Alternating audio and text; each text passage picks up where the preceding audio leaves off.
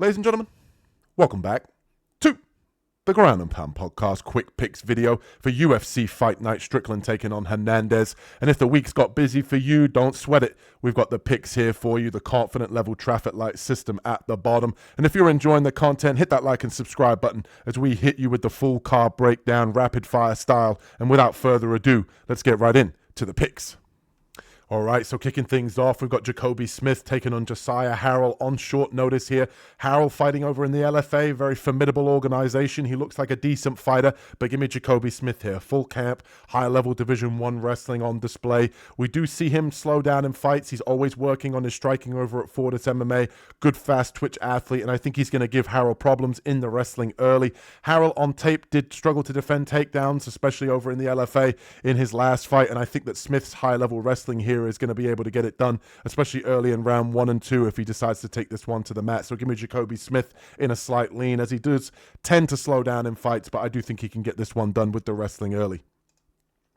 Next up, we've got Carly Judice taking on Juliana Miller. Give me Carly Judice, biggest favorite on the card for a reason. Striker versus grappler matchup here. Miller far too unathletic, will struggle to get this one to the ground. Judice has good takedown defense, and I think she's the better striker. I think she finds the knockout again in this one. And ultimately, I think that's 3 knockout victories in a row for Carly Judice. Give her a tougher level competition, because I think Carly Judice is going to make it 3 in a row here.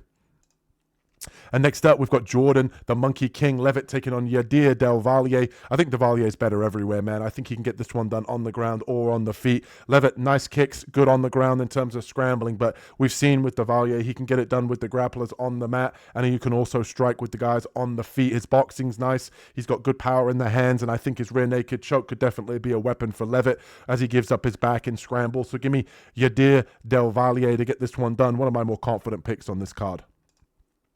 And next up, we've got Jean-Paul Laboziani taking on Phil Rowe. Give me Phil Rowe, man. I think stepping up on somewhat short notice isn't going to be a problem for Rowe here. He tends to struggle with guys that want to take him down and hold him down, these wrestlers. But Jean-Paul, great kicks, a lot of volume with the kicks, and great BJJ, but ultimately not a guy that's going to be able to take you down and hold you down for 3 rounds. I think he's going to struggle here with Phil Rowe's height and reach, and I think the counter-striking boxing of Phil Rowe is going to be able to get this one done. So give me Phil Rowe to be able to get this one done in a slight lean, as he needs it in a bad way at this point in his career.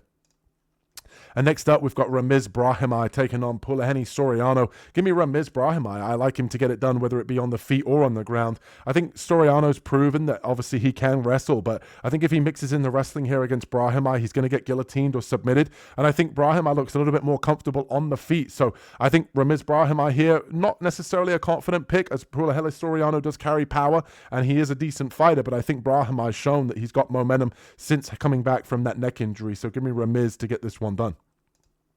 And next up, we've got Nora Cornell taking on Jocelyn Edwards. I like Edwards here to get this one done. I think she's better everywhere, better kickboxer, better in the grappling. She's finishing women on the ground and on the feet. Cornell, at 36 years old, has a nice Muay Thai base, but I think Edwards is a little bit better everywhere, coming into her physical prime. Give me Jocelyn Edwards to get this one done in a medium-level confidence pick. And next up, we've got Aldine Correa taking on Luis Garullo, and I like Correa. I think he's decent. The Cobra, decent boxing, decent striking, looked good in his previous fight in the UFC debut against Costa, and Garullo's not proven to be UFC level here. Correa, is going to have the Texas crowd on his side here, and I think he's going to be able to get this one done with the boxing and the straight shots. Slight height and reach advantage is going to play a factor here, and I think he gets this one done on the feet, either winning a unanimous decision victory or finding the straight shot down the pipe for the knockout. And next up, we got O'Day Osborne here taking on Alibi Adrias, and I like O'Day here, dog of the week. I think O'Day Osborne can keep this one standing and ultimately have a lot of success in the striking. He's going to be the much faster athlete, especially early in round 1, and Alibi's not shown that he can necessarily hold guys down and defeat them with the wrestling. He likes to spin, he likes to throw strikes, but I think he's going to find that O'Day Osborne is much better in that department. Give me O'Day Osborne here in a medium lean to get it done for our dog of the week. And next up, we've got Chidi Njokuani taking on Carlos Leal, and this is probably one of the tougher fights to call. I think Carlos Leal can be chinny and be a little bit reckless at times, but I do think he can get it done with the wrestling and a slight lean here. But I do think that Chidi Njokuani is definitely good in the clinch with knees and elbows, and I think he could definitely time a knee up the middle as Leal decides to wrestle here. I think this is very much a 50-50 fight. I don't blame anybody for picking Chidi Njokuani here, but going to lean ever so slightly to Carlos Leal here to get it done with the wrestling. And next up, we've got Zachary Reese taking on Michel Pereira. Give me Pereira here. If you can't beat Zachary Reese, you need to retire Pereira. Much better athlete early in round one. Reese has shown that he can weather a storm and come back, but I think Pereira is going to be too much for him early here. I think he gets this one done on the feet, maybe attacks the body, and ultimately finds the knockout here, providing he doesn't worry about his gas tank here and pace himself. I think Pereira should come out aggressive here and ultimately attack the slow starter in Reese and get this one done early. And next up, we've got Sergey Spivak taking on Anton Delia. I like Delia here. I think the boxing's going to be too much for Spivak, who tends to have tall man defense. He can be very chinny at times as well. And I don't think that Delia is going to be able to have too much, difficulty in terms of finding the chin of Spivak. Spivak is a guy that wants to back you up, press you against the fence, and take you down with the sambo. I think that Delia is going to be able to find the knockout. Too much hand speed and too much in terms of the boxing and striking for Spivak. I think he finds the knockout here.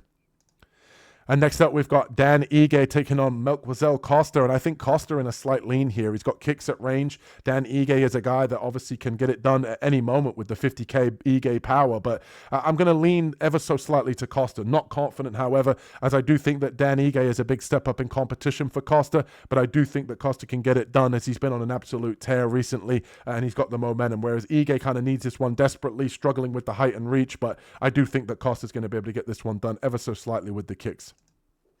And that brings us to the co-main event. We've got Jeff Neal taking on Uros Medic. I like Jeff Neal to get this one done. I think Medic, he crashes the pocket far too often, and I think that he can get caught by Jeff Neal. Neal is a guy that, kind of dictates range, bouncing in and out with his striking. He has nice kicks, and I think Medic leaves himself exposed here for Neal to be able to find the counter strike and ultimately get this one done by knockout.